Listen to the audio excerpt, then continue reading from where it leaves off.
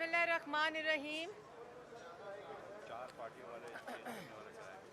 सबसे पहले तो जी मैं आज बात का आगाज़ करने से पहले आज थोड़ी देर पहले जो यहाँ एक बहुत ही गैर मुनासिब वाक़या पेश आया, मैं उसकी शदीद मज़म्मत करती हूँ। और मैं ये भी कहना चाहती हूँ कि इस तरह पाकिस्तान की आवाम को ऐसे लोगों का पता चलता है जो इस वक्त मुल्क पर मुसल्लत हैं, और ये वही लोग हैं जिसमें फवाद चौधरी साहब सैर फहरिस्त हैं, जो पीका के कानून के ऊपर ऑर्डिनेंस लेकर आए सिर्फ़ इसलिए कि सहाफ़ियों की ज़बान बंदी की जाए। उनसे सवाल पूछो तो गाली देते हैं, और ये खाली सहाफ़ियों को नहीं देते। पार्लियामेंट में भी 3.5 साल इनसे कोई सवाल पूछो, आगे से सिर्फ जवाब गाली होता है, गुंडागर्दी होता है और बदमाशी होता है। और यही वो रवैये हैं जिनके पीछे पीका ऑर्डिनेंस लाने वाले अशख़ास हैं। मैं इसकी शदीद मज़म्मत करती हूँ।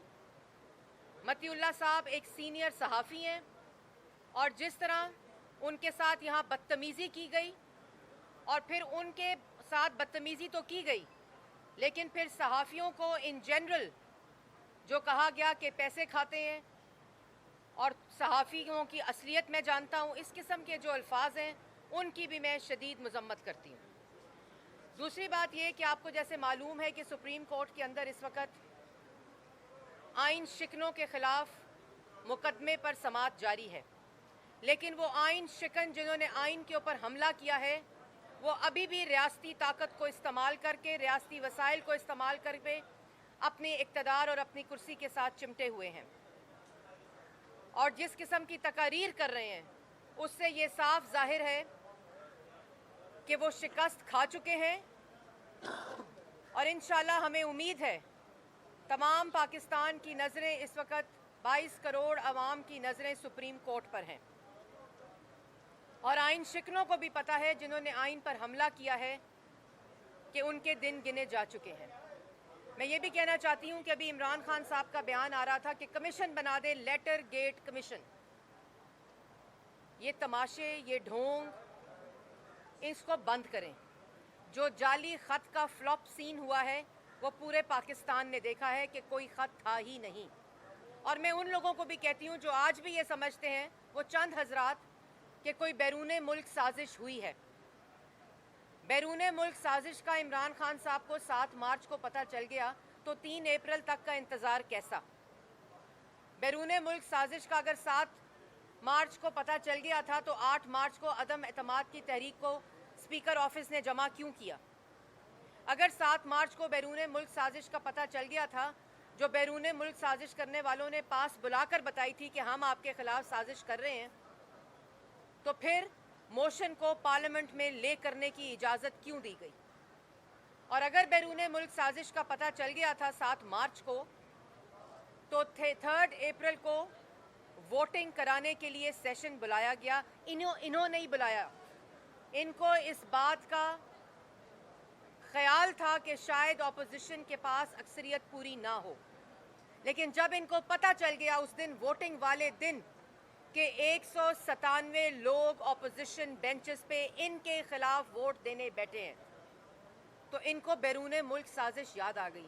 बैरूने मुल्क साजिश अगर हुई है तो पाकिस्तान तहरीके इंसाफ ने, इमरान खान ने, पूरी जमात ने फॉरेन फंडिंग के ज़रिए पैसे मंगाकर मुल्क के अंदर बैरूने मुल्क साजिश करके मुल्क को बेरोज़गार किया, आवाम को भूखा किया, आवाम को गरीब किया, आवाम की रोटी छीनी, आवाम का आटा, चीनी, बिजली, गैस, दवाई की लूट मार की, कश्मीर फरोशी की।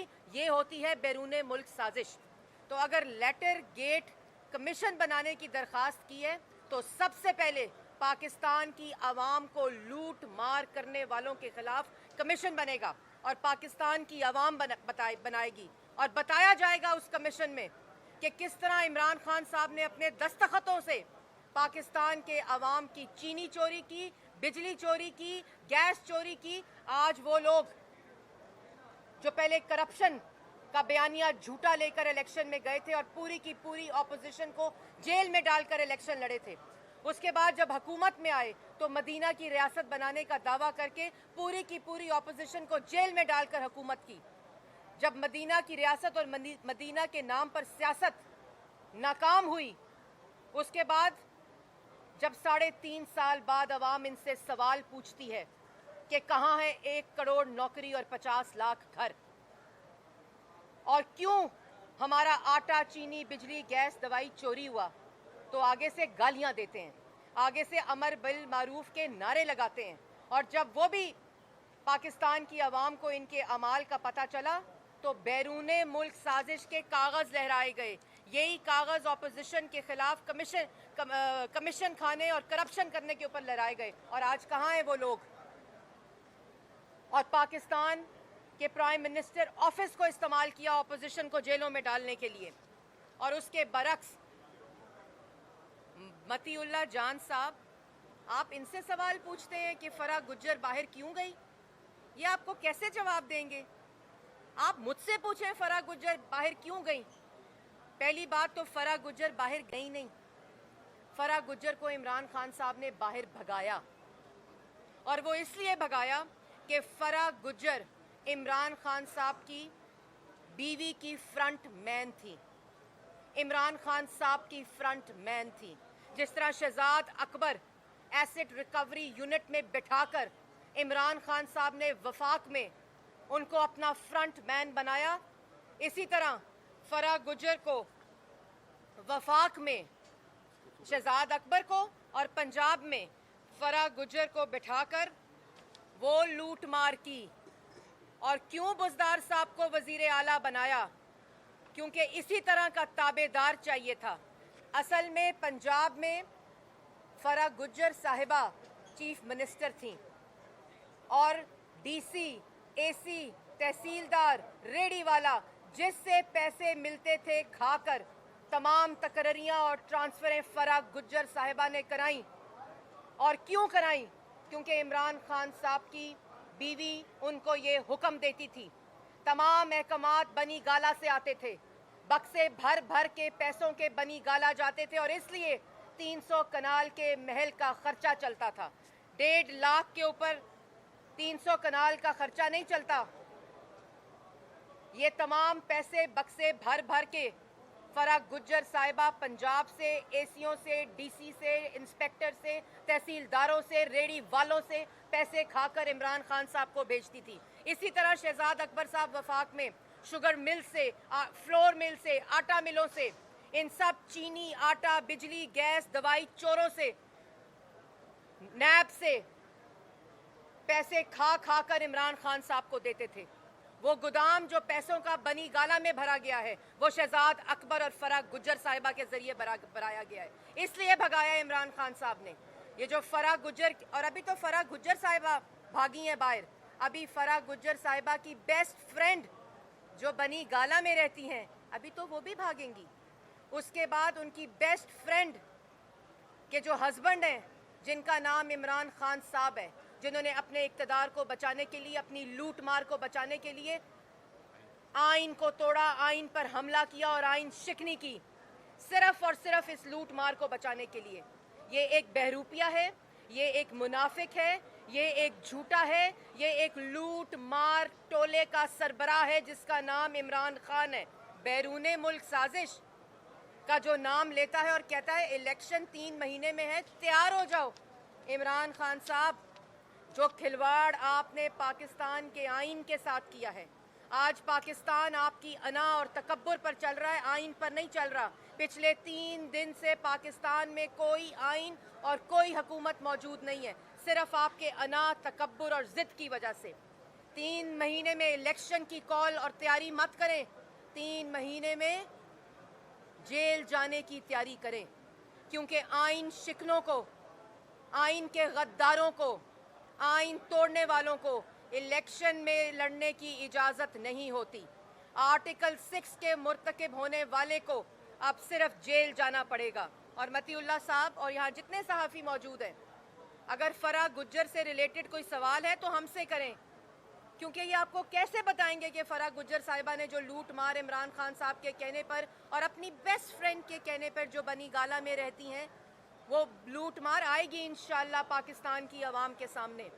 जो भागे हैं और जो भागने जा रहे हैं, उनके साथ जो पाकिस्तान की आवाम करेगी वो ऐसी इबरत की निशान बनेगा इन आइन शिकनों के साथ जो होगा, और पाकिस्तान की आवाम का आटा, चीनी, बिजली, गैस, दवाई चोरों के साथ जो होगा।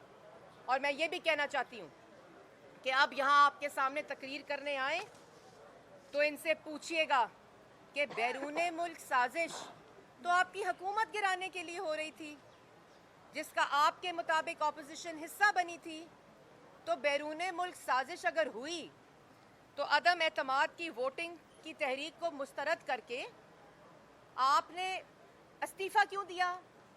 आपने असेंबली क्यों तोड़ी? क्योंकि ये तो बैरूने मुल्क साजिश चाहती थी। आपको चाहिए था, आप वज़ीर आज़म हैं, जिन ने बैरूने मुल्क साजिश की थी उनके खिलाफ तहकीकात करते, उनको सज़ा देते।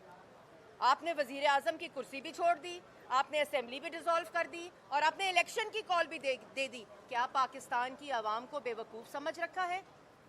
अगर आपके पास शवाहिद मौजूद थे, अगर आपके पास वो तमाम सबूत मौजूद थे कि बैरूने मुल्क साजिश हो रही है आपके हुकूमत के ख़िलाफ़, तो फिर आपको तहकीकात करानी चाहिए थी, आपको इन्वेस्टिगेशन करानी चाहिए थी। आज जो कमीशन बनाने की भीख मांग रहे हो, उस वक़्त कमीशन बनाना चाहिए था। असेंबली क्यों डिसॉल्व की? इसलिए ये ड्रामे, ये ढोंग जो हैं वो अपने पास रखो। और मैं पाकिस्तान की आवाम को मुबारकबाद देना चाहती हूँ। मैं पाकिस्तान की आवाम को खुशखबरी जो 3 दिन पहले उनको आई थी कि इमरान खान साहब, ये कार्टल्स, ये माफिया, ये आटा, चीनी, बिजली, गैस, दवाई चोर अब आपका वज़ीर आज़म नहीं रहा।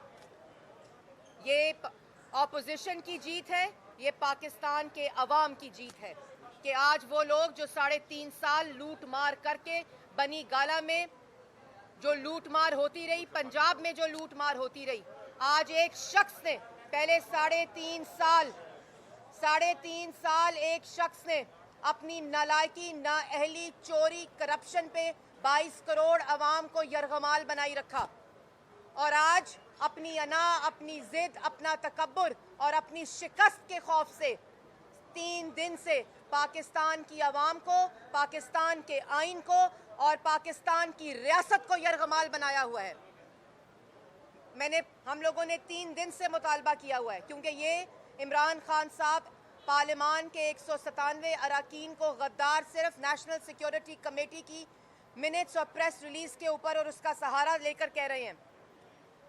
हमारा आज भी ये मुतालबा है कि नेशनल सिक्योरिटी कमेटी के अंदर जो लोग मौजूद थे, जिसमें अफवाज पाकिस्तान और 3 चीफ्स DGISI मौजूद थे, उनको चाहिए कि जो झूठ इमरान खान साहब बोल रहे हैं उसकी क्लैरिफिकेशन दें, क्योंकि वो ये कह रहे हैं इमरान खान साहब कि नेशनल सिक्योरिटी कमेटी ने 197 अरकान पार्लियामान को जो तर्जुमानी करते हैं, जो रिप्रेजेंट करते हैं पाकिस्तान की आवाम को, उनको गद्दार कहा है, ताकि इस बात का फैसला हो जाए कि इमरान खान साहब झूठ बोल रहे हैं और उनके पास कोई ना ख़त था और ना किसी किस्म की बैरूने मुल्क साजिश की कोई सबूत मौजूद था। ये तमाशा अब बंद होना चाहिए और मुझे उम्मीद है कि सुप्रीम कोर्ट भी जो फैसला करेगी वो इन आइन की हिफाजत का फैसला होगा और आइंदा कोई भी शख्स अपने इक़्तिदार को बचाने के लिए, अपनी लूट मार से नज़र हटाने के लिए, अपनी चोरी से नज़र और पर्दा डालने के लिए, अपनी चोरी और अपनी लूट मार पे कोई आइन शिकनी करने की जुर्रत नहीं करने का।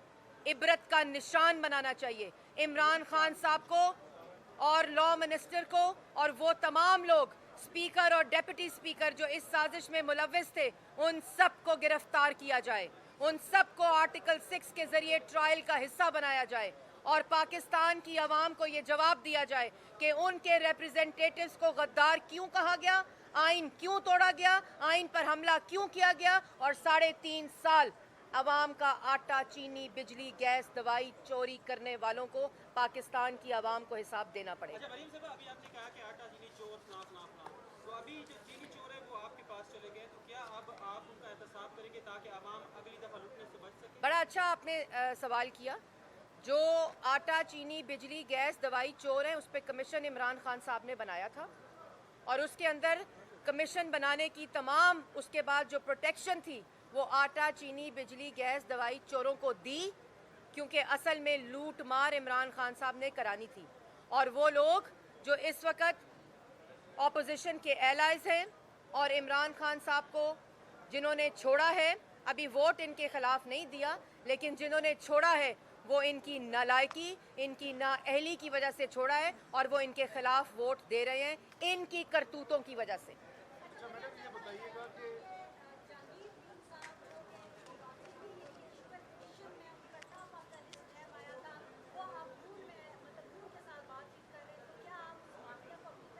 मैंने अभी आपको इसी चीज़ का जवाब दिया है कि जो कमीशन इमरान खान साहब ने बनाया था, इस तरह के बहुत से कर्जा कमीशन भी बनाया और 52,000 अरब का कर्जा ले लिया, तो उसके अंदर तमाम तहकीकात होनी थी। और जैसे मैंने पहले कहा कि जो भी ऑपोजिशन को वोट दे रहे हैं वो इमरान साहब की नालायकी, नाअहली, लूटमार, करप्शन और चोरी की वजह से इनके खिलाफ वोट दे रहे हैं।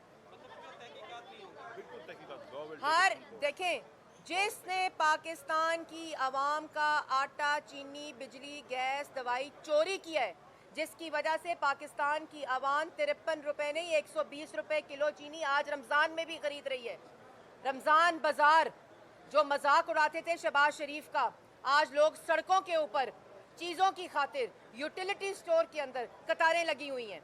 जिसने आज आटा पाकिस्तान की आवाम 35 रुपए नहीं 90 रुपए किलो खरीद रही है।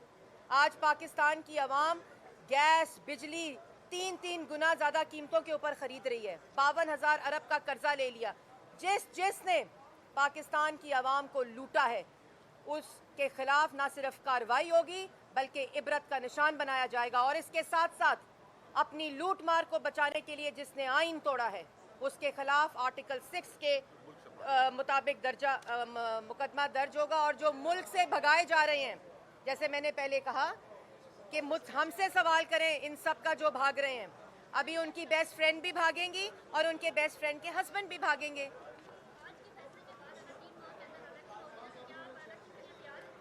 देखें, अगर इलेक्शन के लिए कोई तैयार है तो वो पाकिस्तान मुस्लिम लीग नून है, क्योंकि पाकिस्तान मुस्लिम लीग नून ने पाकिस्तान की आवाम को ऑपोजिशन के साथ मिलकर, मुत्तहदा ऑपोजिशन ने इन चोरों से छुटकारा दिलवाया है।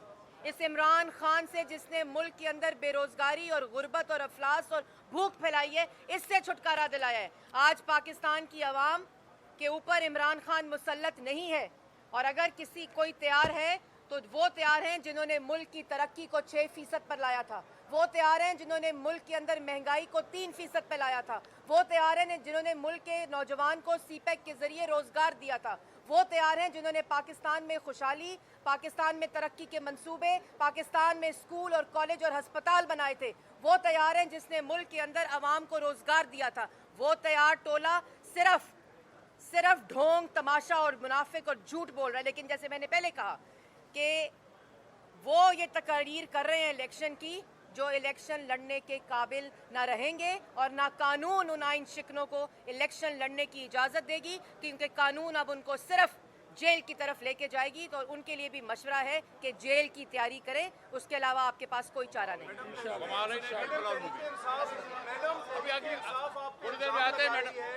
कि जो है वो आप ओवरसीज पाकिस्तानीज का वोट और जो ईवीएम है उसको जो है रिवर्स करना चाहते हैं। यही वो बुनियादी वजह है कि आप अब इलेक्शन में जाने के बजाय बहाने तराश रहे हैं ताकि सुप्रीम कोर्ट से आपको कवर मिले और आप दोबारा जो है वो सबसे पहले तो का वोट लेके फिर आप जो है उसको रिवर्स करें उसका। सबसे पहले तो मैं आपको ये बात आपके सवाल के तवस्सुत से बताना चाहती हूँ कि ईवीएम को इंट्रोड्यूस पाकिस्तान तहरीक इंसाफ और इमरान खान ने नहीं किया। बिल्कुल इसी तरह जिस तरह Ehsaas program Benazir income support program है और ये जो सेहत कार्ड है ये नवाज शरीफ सेहत कार्ड है, और ये जो यूथ प्रोग्राम इंसाफ वाला है ये भी prime minister Nawaz Sharif youth programme है। इसी तरह ईवीएम जो है वो नवाज शरीफ पाकिस्तान मुस्लिम लीग नून ने इलेक्टोरल रिफॉर्म में 2017 के अंदर इंट्रोड्यूस कराई थी, और पायलट के लिए इलेक्शन कमीशन को ये कहा था कि ओवरसीज पाकिस्तानीज और पाकिस्तान के अंदर सिलेक्टेड जो कॉन्स्टिट्यूएंसीज हैं उसमें इलेक्ट्रॉनिक वोटिंग मशीन के जरिए पायलट किया जाए। इसलिए ये झूठे हर चीज़ के अंदर अपनी सियासत लेकर आते हैं। ये तमाम चीज़ें जो मैंने आपको गिनवाई जिनके ऊपर इन्होंने अपना नाम सिर्फ हटाकर अपना नाम लगाने की कोशिश की है, ये अल्लाह ताला के फजलो करम से पाकिस्तान मुस्लिम लीग नून और इसके ऊपर हर मंसूबे के ऊपर नवाज शरीफ और शहबाज शरीफ की मोहर है।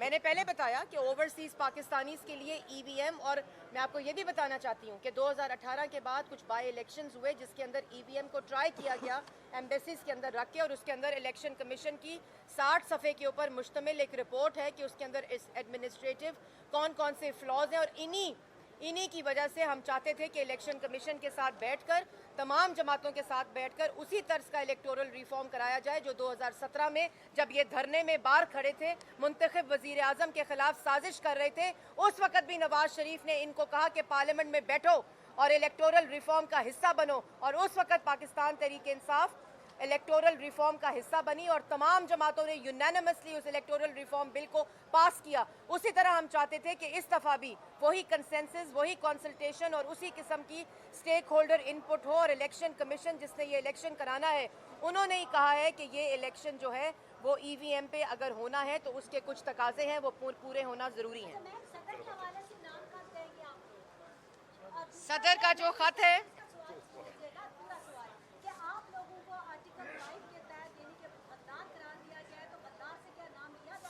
सबसे पहली बात कि जो ख़त है सदर का वो एक आइन शिकन का ख़त है, वो आइन के गद्दार का ख़त है, वो ख़त आइन तोड़ने वाले का ख़त है, और उस ख़त की कोई कॉन्स्टिट्यूशनल वैल्यू नहीं है। और जो गैर आइनी तौर पर ख़त लिखेगा और जो ख़त को प्रिंट करेगा, मैं सरकारी अफसरान को भी कहना चाहती हूँ, और जो इन तमाम लोगों के अहकामात अब मान रहा है वो तमाम के तमाम आर्टिकल 6 की जो गद्दारी है उसके अंदर हिस्सा डाल रहे हैं। इससे इज्तनाब करें, और सदर साहब से मैं ये कहना चाहती हूँ कि आपको मालूम होगा कि आर्टिकल 6 की सज़ा क्या है, उसके लिए तैयारी करें।